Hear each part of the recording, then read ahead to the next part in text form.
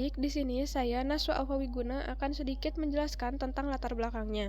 Yang pertama yaitu deskripsi. Toko buku adalah sebuah toko retail yang menawarkan pelanggan berbagai macam buku. Toko buku ini masih menggunakan pencatatan manual untuk mengelola data, stok buku, dan informasi pelanggan. Namun, karena jumlah transaksi harian dan pelanggan yang lebih banyak, sistem pencatatan manual menjadi kurang efisien dan rentan terhadap kesalahan. Oleh karena itu, sistem basis data diperlukan untuk membantu mengelola data dengan lebih terstruktur dan efisien. Selanjutnya yaitu tantangan yang dihadapi.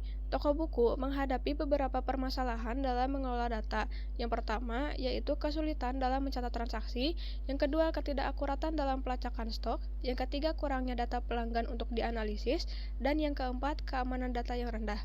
Selanjutnya yaitu manfaat implementasi sistem basis data. Dengan menerapkan sistem basis data yang terstruktur, toko buku dapat memperoleh berbagai manfaat. Yang pertama, efisien dalam mengelola data. Yang kedua, pelacakan stok yang lebih baik. Yang ketiga, analisis data pelanggan. Dan yang keempat, keamanan data yang lebih terjamin. Selanjutnya yaitu solusi yang ditawarkan. Untuk mengatasi permasalahan, toko buku akan menerapkan sistem basis data dengan beberapa tabel utama, yaitu tabel buku untuk menyimpan informasi buku yang tersedia di toko, tabel pelanggan untuk menyimpan data pelanggan yang melakukan pembelian, tabel transaksi untuk mencatat setiap transaksi yang dilakukan pelanggan, dan tabel detail transaksi untuk menyimpan rincian buku yang dibeli dalam setiap transaksi. Selanjutnya akan disampaikan oleh Muhammad Rizky Febian. Baik, terima kasih kepada Naswa atas penjelasannya. Sekarang, saya akan membahas mengenai model relasi antar tabel serta IRD-nya.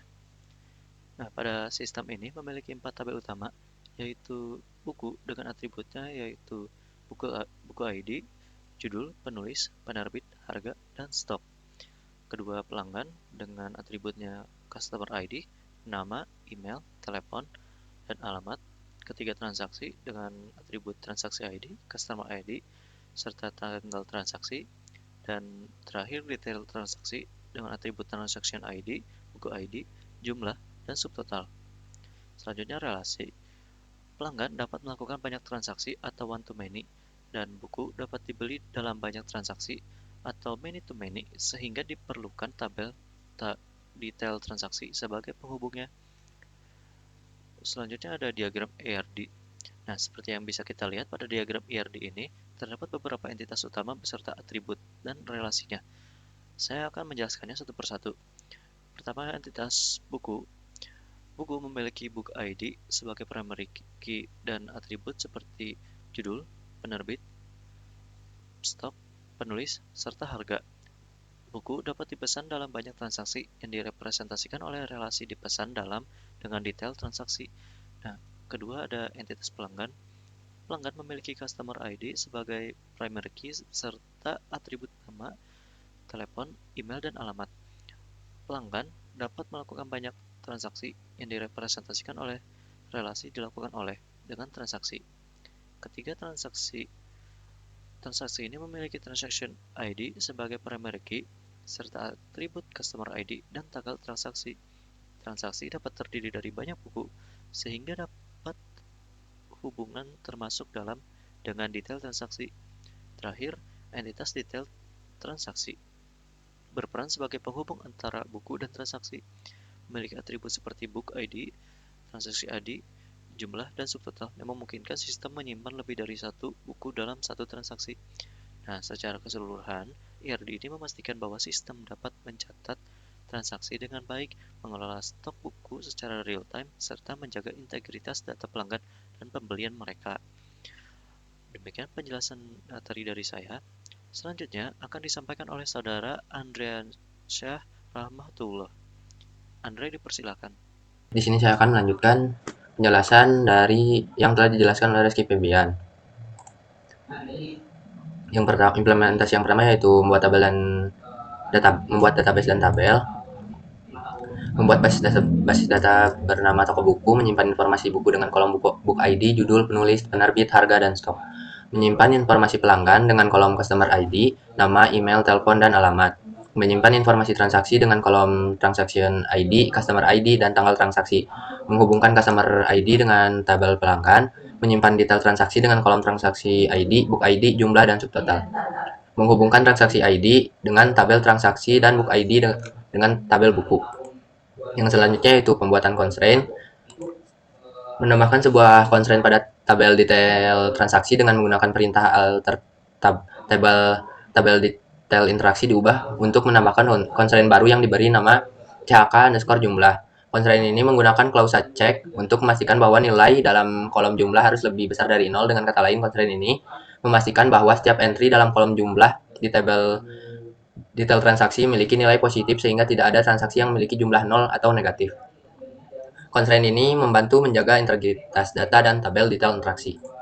Selanjutnya yaitu ada query insert data buku dan pelanggan, insert data transaksi, dan insert data detail transaksi. Ini semua tabel dari data yang telah dimasukkan.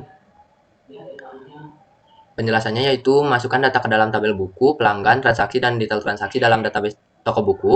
Yang pertama, menambahkan data buku, 5 buku dengan informasi judul, penulis, penerbit, harga, dan stok dimasukkan ke dalam tabel buku.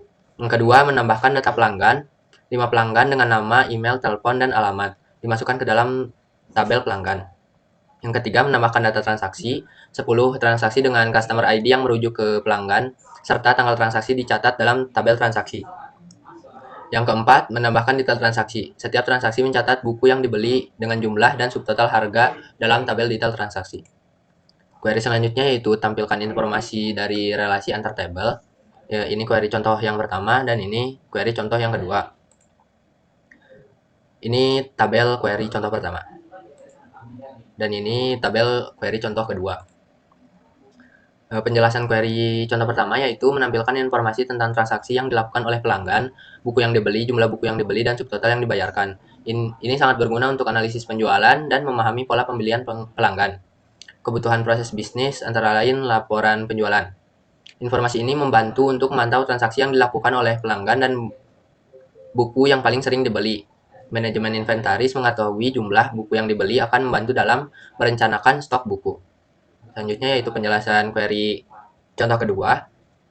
Menampilkan transaksi yang terjadi pada tanggal tertentu dengan informasi pelanggan dan buku yang dibeli. Ini membantu dalam mengidentifikasi pembelian buku berdasarkan tanggal tertentu yang bisa digunakan untuk analisis tren pembelian buku. Kebutuhan proses bisnisnya yaitu analisis pembelian berdasarkan tanggal, membantu dalam menganalisis transaksi yang terjadi pada tanggal tertentu yang bermanfaat untuk promosi atau kegiatan tertentu. Poin selanjutnya yaitu pelacakan pelanggan, menggunakan nomor telepon untuk menjangkau pelanggan jika perlu, terutama untuk promosi atau penawaran yang khusus pada waktu tertentu. Adapun query yang selanjutnya yaitu tampilkan informasi menggunakan klausa where, order by, having, dan penggunaan operator. Ini query-nya dan ini tabel query-nya.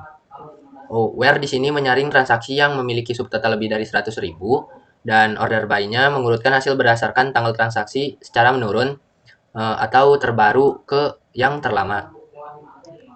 Selanjutnya contoh keduanya.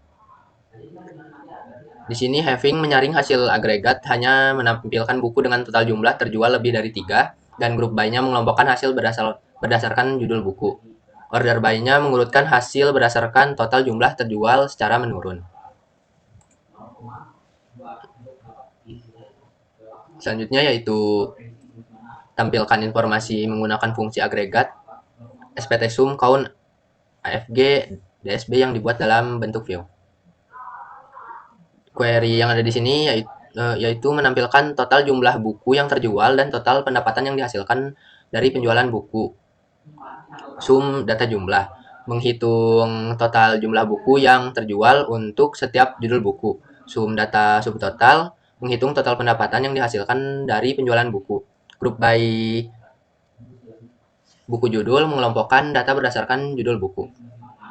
Selanjutnya yaitu contoh keduanya, menampilkan rata-rata jumlah pembelian setiap buku berdasarkan transaksi, menghitung rata-rata jumlah buku yang terjual untuk setiap judul buku, dan mengelompokkan data berdasarkan judul buku. Query selanjutnya yaitu tampilkan informasi menggunakan subquery, di mana informasi tersebut tidak dapat digantikan dengan query utama.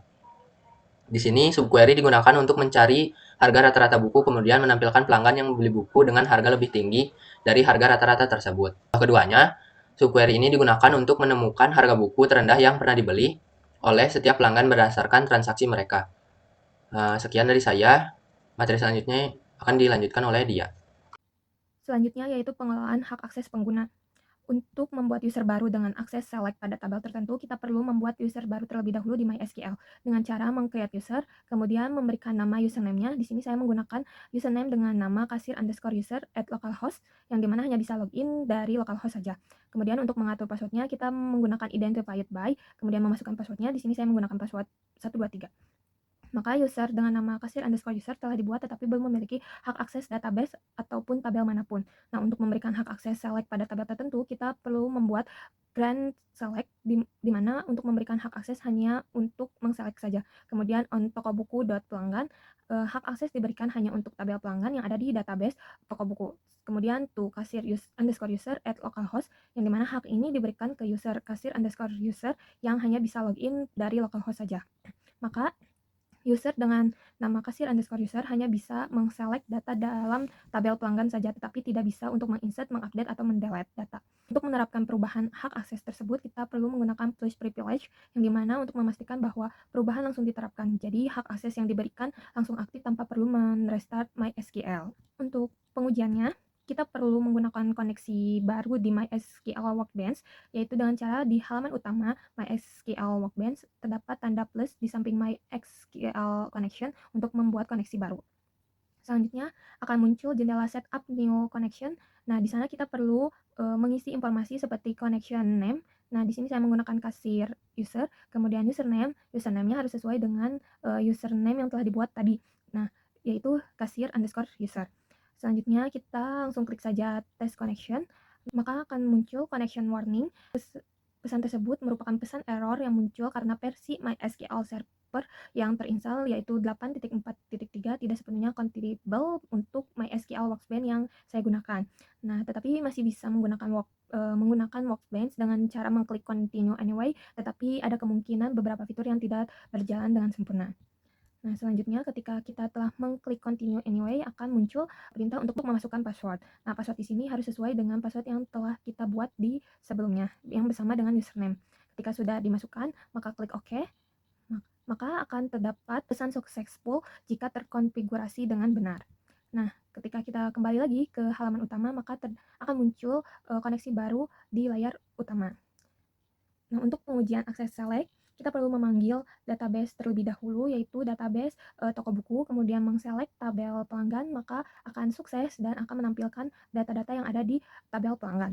Nah, untuk pengujian akses yang dilarangnya, seperti insert, update, dan delete, ketika kita masukkan insert atau update atau delete, kemudian kita run, maka terdapat sebuah error dan pesan errornya yaitu error code 1142 yang mengartikan bahwa user tidak memiliki hak akses untuk operasi tersebut, mau itu insert, update, ataupun delete, karena hak akses hanya diberikan untuk perintah select saja, maka database administrator belum memberikan izin untuk keperluan yang user inginkan. Baik, sekian presentasi dari kelompok kami. Mohon maaf bila terdapat banyak kekurangan. Sekian dan terima kasih.